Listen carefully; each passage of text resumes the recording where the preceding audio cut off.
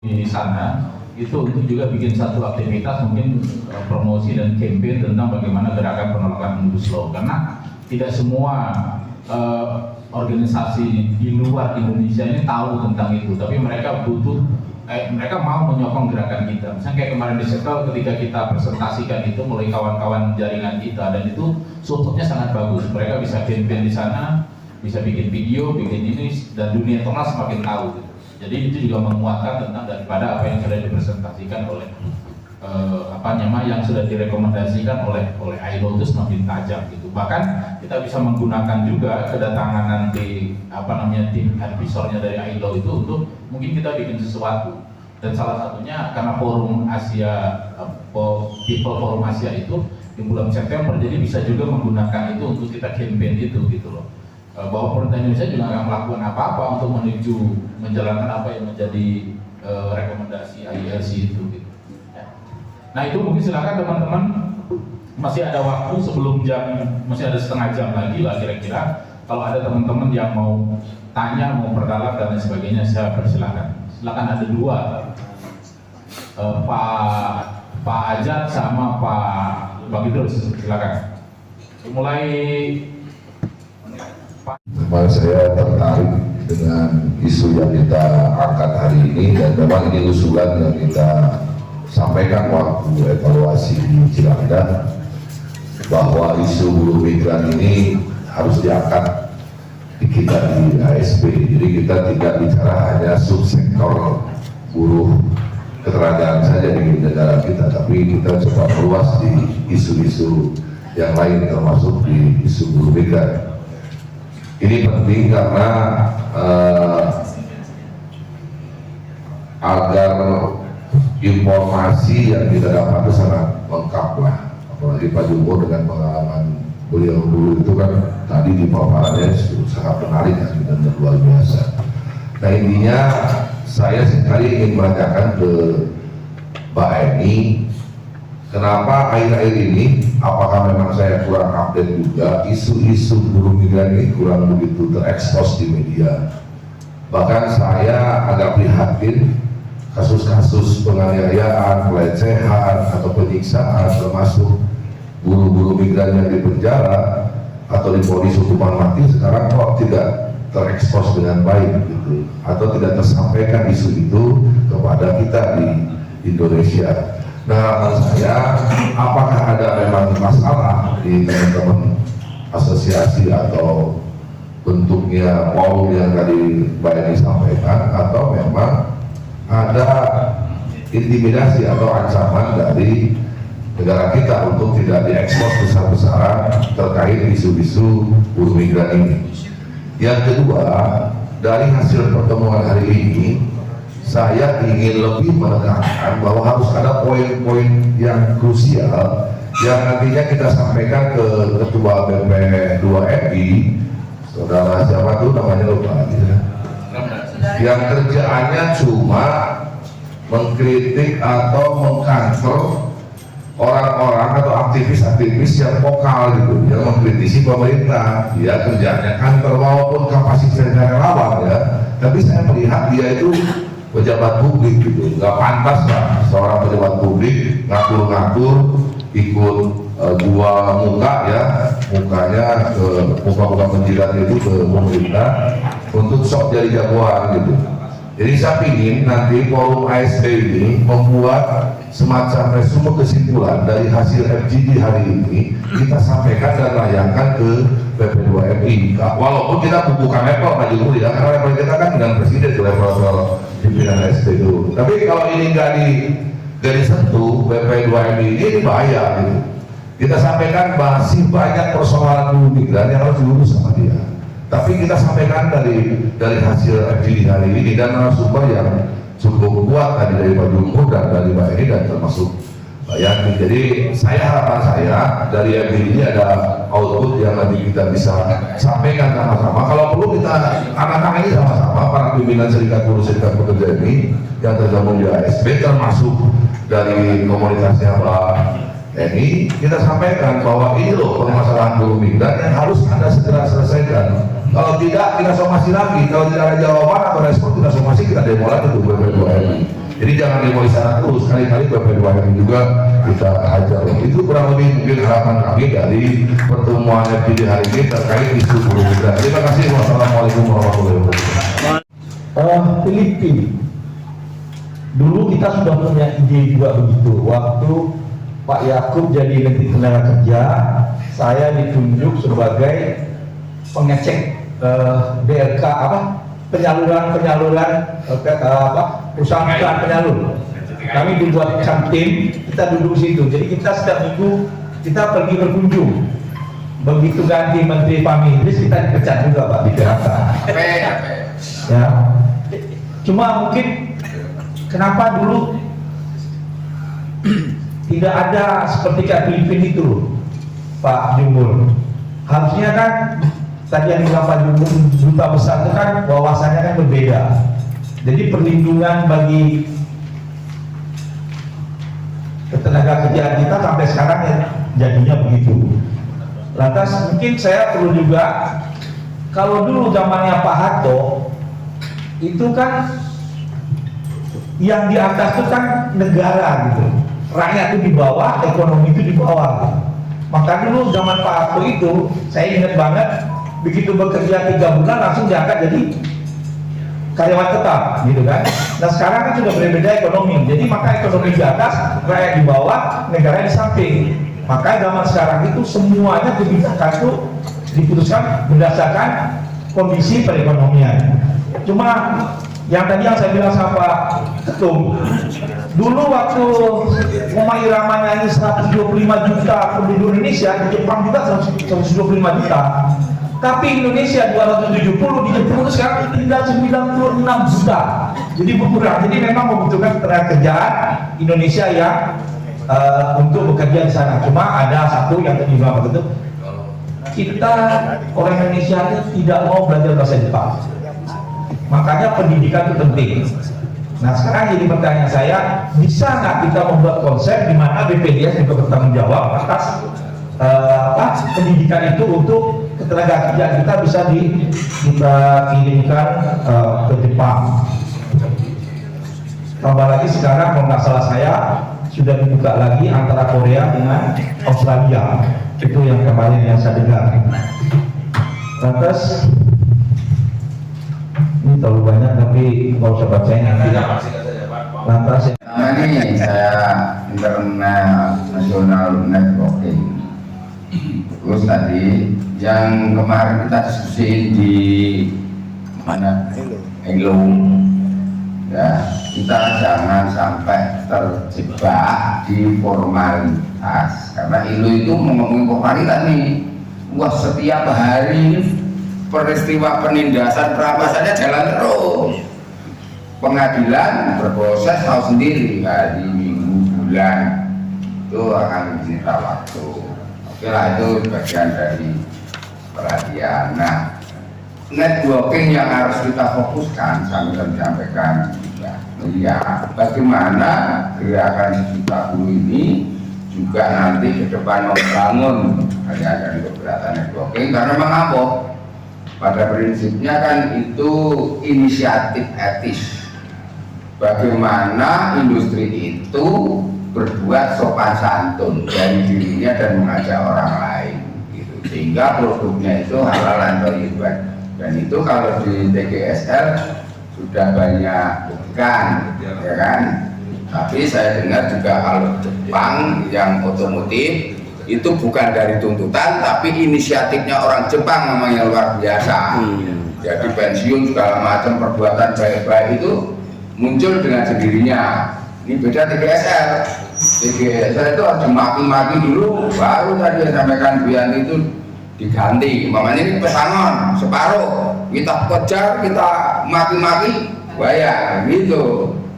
Nah, jadi ada strategi yang dilakukan oleh civil society yang sampaikan Mbak Yanti tadi, bagaimana kita bangun internasional networking tidak terbatas secara sektoran, termasuk pikiran ini tadi itu juga bisa nanti kita buat seperti yang telah disampaikan Pak Jumur tadi, ternyata dengan cara gaya diplomasi itu bisa mempengaruhi gitu. Karena kalau kekuatan massa kita besar mengajak secara internasional untuk melakukan boikot apapun ya, termasuk tambang, perkebunan, semua sektor yang ada itu akan membuahkan hasil. Jadi gerakan nanti kita perluas, termasuk nanti ngomelin maki-maki aparat pejabat yang memang dari daerah kabupaten kota, provinsi, pusat itu kadang-kadang nggak tersentuh secara nyata. Ini yang kita kejar kan pusat terus. Padahal yang Belgedes itu kan sebetulnya di kabupaten itu yang harus Tombak atau di provinsi itu kira-kira. Terima kasih. Yes. Oke, terima kasih. Pelaut Indonesia ini untuk bisa mengikuti sertifikat tersebut. Akhirnya dapat dukungan dari International Transport Worker untuk menekan pemerintah Indonesia segera. Karena ini dampaknya sangat luar biasa. Pelaut Indonesia tidak bisa akan berangkat ke luar negeri bila hal ini tidak terjadi sertifikat ini. Akhirnya kita bisa mendapatkan dari atas dukungan dan tekanan politik dari ITF itu sendiri. Nah, ini sangat luar biasa karena actionnya nih. Nah, ini kita perlu action. Nah, untuk menyikapi hal tersebut, bagaimana working di dunia internasional juga menekan actionnya ya. Bukan cuma sebuah wacana-wacana, tapi menekan. Perlu ya boikot. Gitu. Ini perlu karena di sini dampaknya adalah bahwa Indonesia ini udah semakin digencet terus gitu. Manusianya digencet dari migrasi juga dari imigran ke migran ya kan. Terus kan juga perusahaan migran juga harus mendepositkan uang 1,5 miliar. Ya kan? Ini kan semakin merajalela gitu. Kondisi ABK. Sulit kan bisa semakin sulit. ABK kapal Dia asing. bilang bahwa sarapan pagi papan palka dia makan kan gitu. Gaji 400.000 per bulan. Itu banyak sebenarnya permasalahan yang sangat luar biasa di Indonesia maupun di ABK kapal asing kondisi. Ini terjadinya bila mana terjadinya kayak semacam dokumen yang tidak mempunyai dokumen, jadinya ilegal. Gitu. Nah perusahaan juga tidak mempunyai dokumen, jadi pemberangkatannya secara ilegal, pelaut pun maupun TKI. Gitu. Banyak yang terjadi. Makanya perusahaan harus menyediakan uang 1,5 miliar deposito baru bisa jalan perusahaan tersebut TKI untuk pemberangkatan tenaga kerja. Nah kalau dia nggak punya, terjadilah legal, terjadilah kan itu. Jadi banyak permasalahan seperti itu. Saya setuju dengan Bu Mega ini dengan Pak ini, apalagi Pak Jumur juga ya kan sudah menyikapi bahwa kita perlu adanya titik-titik konsultasi kepada warga kita yang ada di Indonesia. Gitu. Ya membudayakan bahwa KBRI ini benar ada tempatnya gitu. Supaya memang sesuatu persoalan-persoalan tingkat dunia kita bisa mendapatkan solusi. Bila mana KBRI itu juga tidak mau sibuk dengan hal seperti ini. Terima kasih. Terakhir ini ya, ada persoalan memang secara Indonesia terkait bagaimana menyikapi isu migran. Pertama, karakter dari isu yang terekspos itu selalu kasuistik. Kalau orang dihukum mati jadi berita dipukul sampai babak belur. Tapi isu yang struktural tidak pernah diangkat dengan baik, ya. Dan waktu saya belajar ini ada hubungannya juga dengan kepentingan media. Karena media kita kan bukan media independen ya, media bisnis ya. Jadi kalau nggak nguntungin bisnis ngapain juga diangkat, gitu. Jadi ini yang selama ini membuat kami saja sangat kesusahan hanya untuk mengangkat isu kami di Indonesia. Nah, tapi di sisi lain juga ada kesengajaan dari pemerintah Indonesia untuk meyakinkan kasus-kasus tertentu tidak terblow up. Contohnya kasus Eliana ya. Kami memblow up pun dari luar negeri itu yang dipukuli sampai babak belur tahun 2014-2015 itu ya. Kami memblow up-nya dari Indonesia, Hongkong, dari luar negeri kemudian baru dibawa ke sini. Jadi untuk memblow up di Indonesia, kami itu harus bekerja sama dengan media-media luar negeri yang punya jaringan di sini, CNN, BBC, APF dan sebagainya ya. Kenapa? Karena media sini itu tidak akan terlalu responsif kalau hanya dihubungi oleh kami. Nah ini salah satu sikap media yang sudah ingin kami pelajari ya.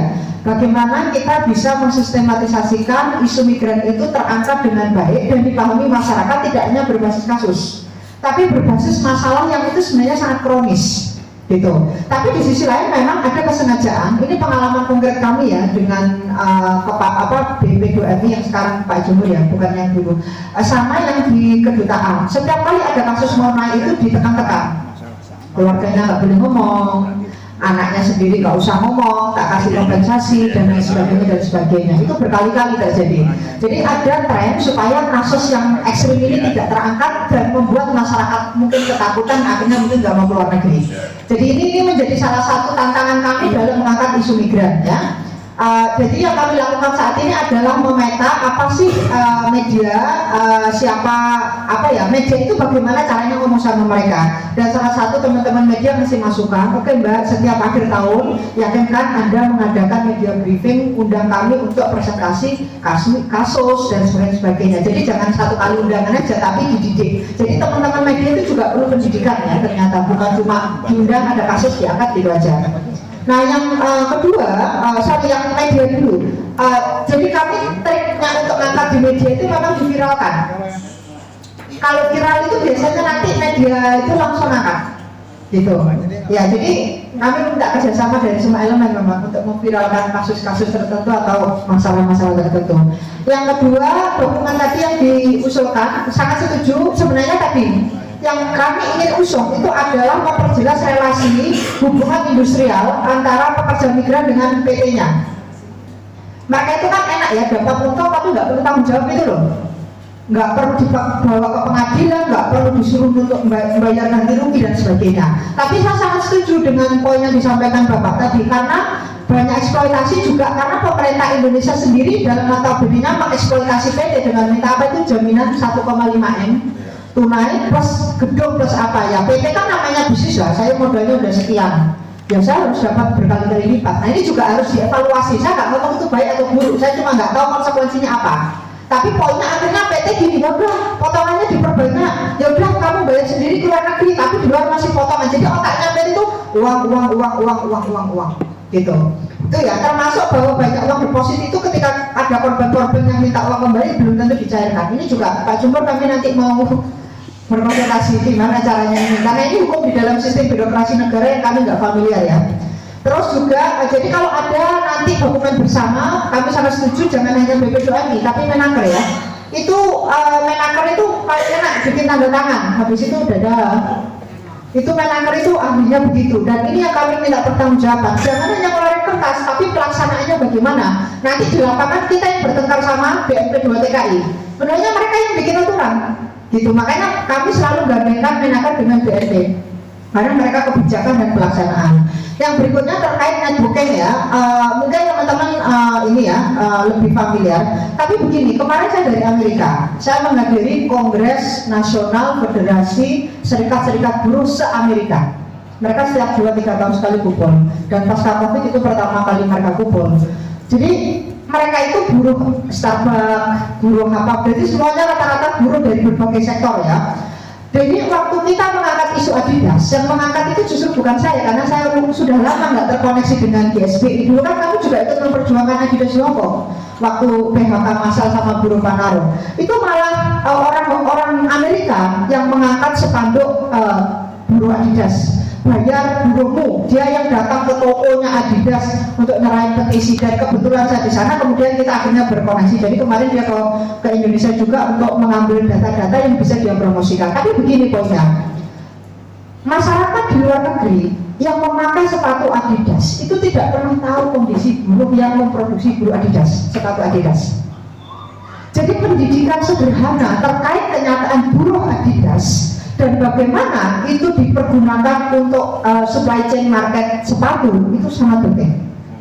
Jadi kalau yang di luar negeri itu yang harus kita angkat itu ada namanya consumer shaming atau mempermalukan konsumen. Malu nggak kamu pakai sepatu Adidas buruhnya nggak dibayar? Itu maka akan langsung bergerak. Gitu. Makanya sekarang setelah dia datang di sini, saya yakin dia akan banyak menggalang dukungan di luar negeri. Poin saya adalah penting untuk teman-teman buruh ya dari aliansi ini mengkonsolidasikan isu mana yang mau kita zoom. Mau zoom itu apa? Ditekankan, kemudian diangkat.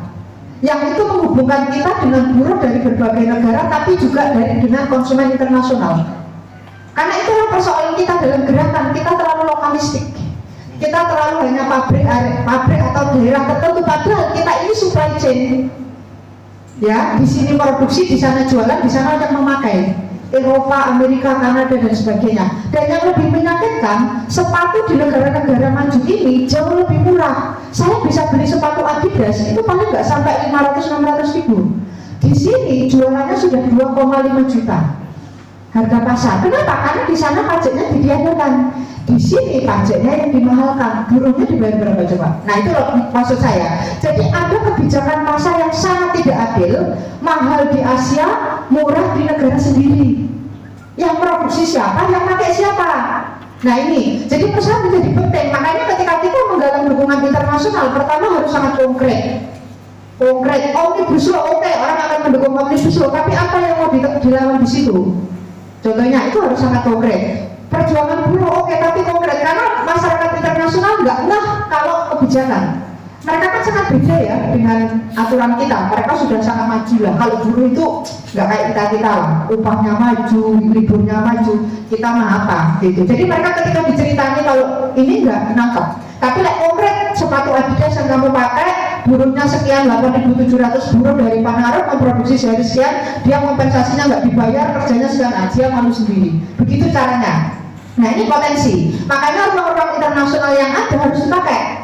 Kemana pun teman-teman harus pergi ngadain forum terkait kondisi buruh di Indonesia. Ini penting. Tanpa itu orang itu nggak tahu apa yang terjadi di Indonesia. Apalagi kita bahasanya Indonesia di luar negeri nggak ada yang nerjemahin. Makanya saya bilang ke GSPI, kalian bangun dong penerjemah untuk nerjemahin dokumen. Karena banyak yang pengen tahu tapi nggak tahu caranya. Akhirnya saya pakai Google, akhirnya pakai Google, DeepL, terjemah kayak gitu yang mana mereka tahu dulu. Nah ini menjadi penting. Membangun komite internasional untuk gerakan buruh ini jadi penting. Yang bisa bahasa Inggris, anak-anak mahasiswa ambil aja volunteer nih, tugas menerjemahin gitu. Berikutnya terkait ini untuk solidaritas ya. Berikutnya terkait ASEAN People Forum. Jadi begini konteks ASEAN People Forum teman-teman semua. Saat ini dalam konteks migran kami sedang mempelajari tren dari perdagangan dengan migrasi. Karena tren yang ada adalah di mana ada investasi dan perdagangan di situ migrasi dimobilisasi. Contohnya mereka investasi di Korea. Korea membuka lapangan pekerja untuk buruh migran, datangkanlah buruh migran dari negara lain. Taiwan investasi, dibuka pasar begitu. Di mana ada investasi di situ pasti ada mobilisasi buruh migran. Sama dengan di Indonesia kan, di mana ada daerah industri, disitulah mobilisasi buruh ke tempat itu, ya Jepara, Kebumen dan sebagainya. Pokoknya di sana dibuka industri, disitulah buruh didatangkan. Sama di internasional. Nah, jadi dari situ poin saya adalah mereka saat ini pasca Covid sudah melakukan beberapa kali pertemuan, G20 di Bali, G7 di Jepang, APEC rencananya di San Francisco, Amerika, itu yang kemarin saya datangi pertemuan, tapi akan pertemuan kepala negaranya itu bulan November di San Francisco. Yang terakhir ini ASEAN di Jakarta, tanggal 3 sampai tanggal 4 sampai tanggal 7. Itu sekarang yang aneh akan didatangi plus ASEAN 10 negara plus 10 negara terbesar di dunia. Amerika, Rusia, Cina, Jepang, Inggris, semuanya datang ke Indonesia. Ngapain itu Pak? Padahal dari dulu ASEAN itu cuma ramah tamah, ya intinya itu ngopi bareng lah gitu. Kok sekarang tiba-tiba jadi bisnis resmi dan pemerintah bahkan merencanakan akan ada work from home. Ini baru saja diumumkan kemarin akan ditutup mulai tanggal 28 Agustus ini sampai tanggal 7.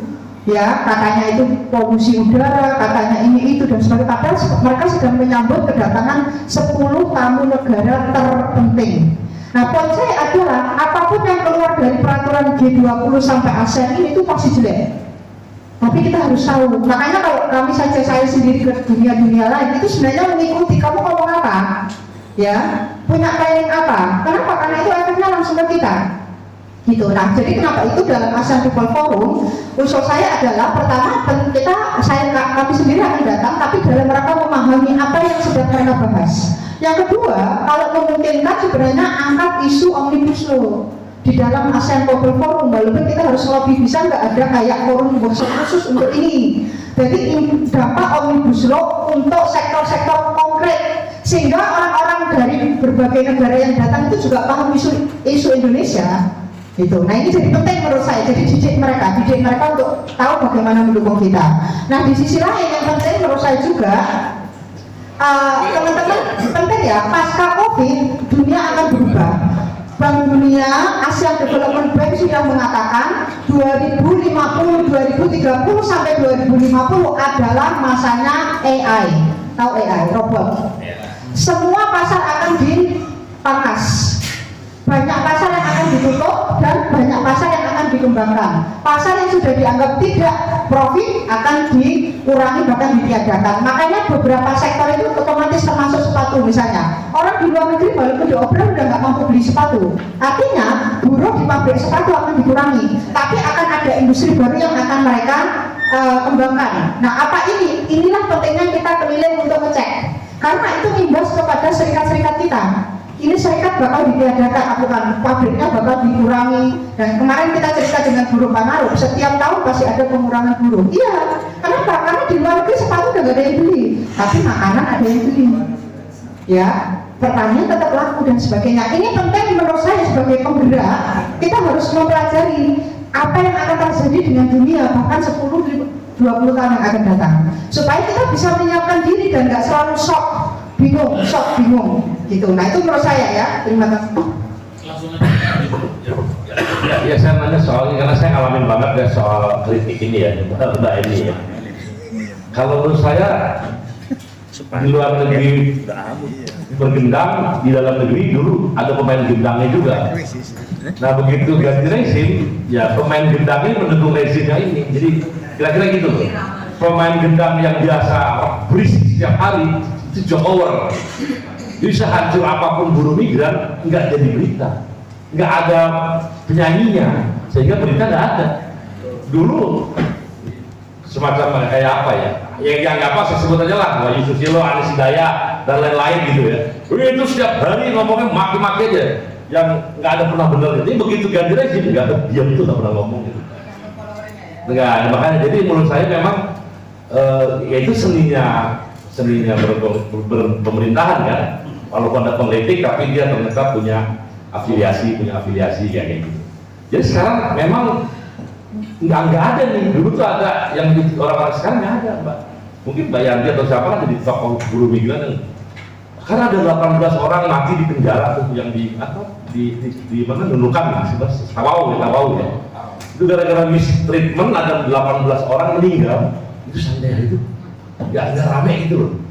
Tapi zaman dulu, waduh, itu kalau zaman kan 18 meninggal, satu aja meninggal, ramenya saya tuh udah paling jahat lah di dunia gitu loh. Sampai ya, istilahnya tukang jagal lah apa kalau kasus itu. Jadi tapi itu saya gimana ini setuju nggak ada kayak gitu-gitunya?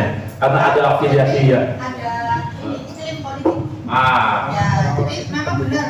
Makanya ini juga kadang jujur sejadi dilema saya ya. Jadi Pencet. yang mohon maaf ya, saya memang jujur sangat menjaga kenetralan sebagai aktivis karena tanggung jawab moral saya terhadap teman-teman pejuang dan buruh migran.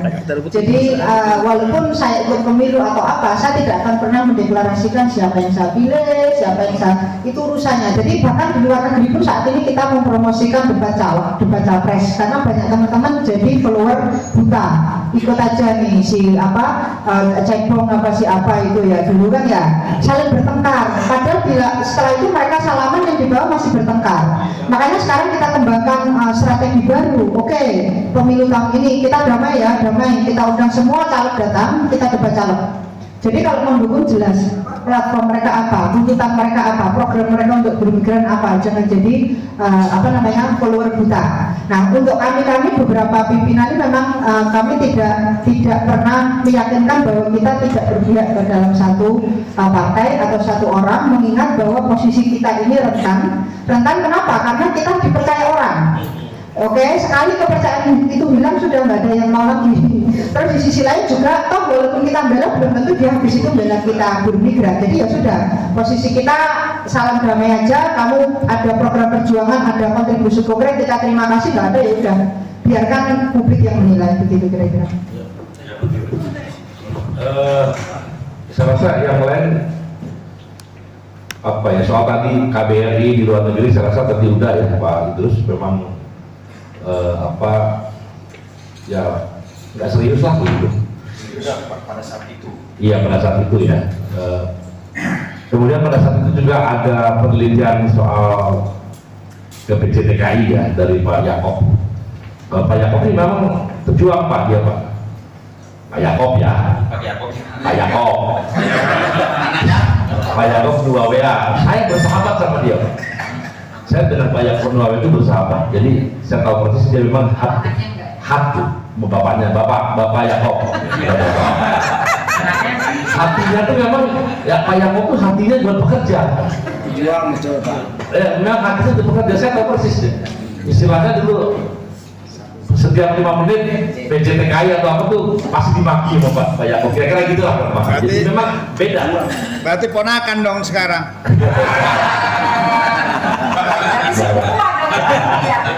Jadi ya setelah berganti itu memang jadi cuek lah begitu ya. Jadi tapi memang saya percaya bahwa pimpinan menteri kepala badan itu penting karena birokrasi itu ngikut sebetulnya, birokrasi ngikut. Jadi apa namanya, saya setuju kita perkuat lagi dan desakan dari bawah penting. Tapi ya karena sekarang situasinya politik ya, orang nggak ngerti apa-apapun bisa jadi apapun, itu repotnya di situ. Orang nggak punya sejarah tentang tenaga kerja, jadi menteri tenaga kerja, jadi ini bisa tuh. Orang nggak punya sejarah apa jadi apa, itu kacau. Jadi memang Nasib itu nasib. apa? Nasib. Nasib ya. Nasib negara kita begitu. Jadi orang tuh benar-benar nol gitu, jadi menteri, jadi kepala badan nol gitu. Bisa bayangin nggak sih? Coba kalau Mbak Yanti misalnya jadi kepala BNI P2TKI atau kepala BP2M, pasti keren. Amin. Ya kan? Ya kan, bahasa Inggrisnya bisa, urusan buruhnya ngerti, urusan perempuan juga ngerti. Tapi kan gimana gitu? Ini memang kacau nih. Yang nggak ngerti apa-apa jadi. Ya terus kerjaan utamanya kayak nggak dikerjain, kerjaan yang lain gitu ya. Aduh memang kacau Pak Idrus. Jadi ya udahlah. Nah sini sepakat nih Pak D ini Pak luar biasa Pak D Joko. Jadi gerakan untuk apapun dengan kebesaran kita ini gitu ya, ancaman-ancaman boykot dan lain jadi penting untuk perbaikan ya. Selain itu menarik juga tuh, kita bisa detilkan apa-apa yang mungkin kita bisa lakukan dalam rangka itu gitu. Selesai itu pokoknya intinya ya closing statementnya, kalau kita berkhidmat untuk rakyat dan bangsa, insya Allah ada jalan keluar. Bisa dari hak itu, orang pinter, orang yang cerdas, pengalaman itu banyak, tapi hak kita ini kalau pimpinan kemana dulu? Kalau ke situ pasti ada jalan. Terima kasih. Assalamualaikum warahmatullahi wabarakatuh. Iya, yang tadi Pak Joko sampaikan, ya tidak hanya kita ya SB ya. Ada juga sebenarnya responnya yang dilakukan oleh serikat buruh di luar kita itu juga akan mengadakan ada simposium tuh, simposium minggu ini kalau nggak salah ya, simposium. Saya nggak tahu siapa saja yang diundang karena itu tidak bisa diakses nama-nama udah. Tapi saya ngecek kemarin Pak Joko, SPN ada diundang ya Pak ya, di dalam simposium, GSB juga ada diundang. Simposium ini juga adalah bagian dari menyiapkan satu dokumen, satu penilaian dan kritik serikat buruh terhadap hukum perburuhan gitu ya, baik undang-undang cipta kerja maupun juga pelaksanaannya tentang upah, hubungan kerja, tentang jaminan sosial, tentang kebebasan berserikat, ada banyak sekitar 8 isu kalau nggak salah itu. Nah itu yang nanti dokumen itu akan diserahkan kepada Komite Ahli ILO yang akan datang di Jakarta tanggal 1 September. Nah terus ini tadi sudah menjelaskan lebih detail lagi tentang soal yang EPF gitu ya. Saya sih berharap itu, kalau tadi Pak Joko bilang gini, udah Yanti aja yang ini. Saya bilang saya kalau sendiri ya enggak bisa saya bilang gitu. Tapi kalau bisa, misalnya rekomendasikan ada beberapa kawan mungkin harus berserikat Tapi misalnya ada beberapa misalnya dari ASG itu bisa direkomendasikan untuk itu kayak begitu. 5 atau 6 orang gitu ya, itu untuk bisa diikuti. Karena ada forum-forum dimana kita perlu ada setiap dalam forum itu ada orang bicara tentang soal omnibus law. Tadi ada lupa ditunjukkan slide-nya, susunan acaranya gitu ya. Salah satu juga yang akan jadi pembicara itu adalah Isnur, direktur apa sih, ketua YLBHI, dan juga ada Fatia gitu ya, juga ada Fatia juga yang akan juga bicara terkait dengan soal demokrasi, ruang apa namanya shrinking civic space, pembatasan ruang sosial kayak gitu. Itu nah omnibus law kan juga begitu kan kalau bicara. Nah, kalau nggak ada kita hadir di sana itu saya nggak yakin akan ada apa namanya suara buruh bisa bicara tentang soal omnibus law itu.